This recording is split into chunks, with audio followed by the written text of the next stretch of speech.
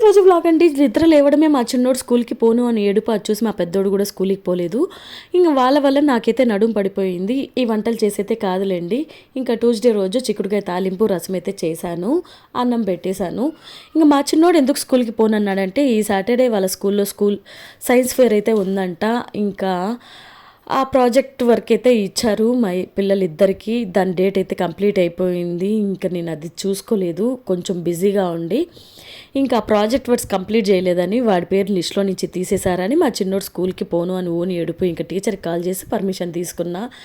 ఆ రోజే సబ్మిట్ చేస్తానని చెప్పి మేడం కూడా ఓకే అన్నారు. వెంటనే ఇంట్లో పనులన్నీ కంప్లీట్ చేసుకొని ప్రాజెక్ట్ వర్క్ కావాల్సిన వస్తువులన్నీ షాపింగ్ చేసుకొని తీసుకొని వచ్చి స్టార్ట్ చేసి ఫైనల్గా అయితే కంప్లీట్ చేశాను. నైట్ 10 అయితే అయ్యింది. ఇంకా మా పిల్లలు మా వారు కూడా హెల్ప్ చేసినారు ఇంట్లో పనులకి, అందుకే కంప్లీట్ అయింది. మధ్యలో టీకి మాత్రమే లేచాను. నేను కూడా అస్సలు కదలలేదు వాళ్ళ వర్క్ కంప్లీట్ అయ్యేంత వరకు. ఫైనల్ అవుట్పుట్ చూసిన తర్వాత నేనైతే చాలా హ్యాపీ ఫీల్ అయ్యాను. మరి మీకు ఈ ప్రాజెక్ట్స్ 2 ఎలా ఉన్నాయో అయితే నాకు కామెంట్ చేయండి.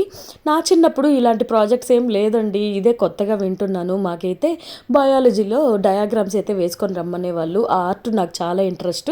అదైతే నేను చాలా బాగా చేసేదాన్ని. మా అమ్మ కూడా హెల్ప్ చేసేది కాదు. ఇప్పుడేమో వీళ్ళకి అన్నీ వాళ్ళ పేరుకే హోంవర్క్, నాకు ఎక్కువ పని ఉంటుంది. ఇంకా దీన్ని చూసి నన్ను నడుము పడిపోయింది.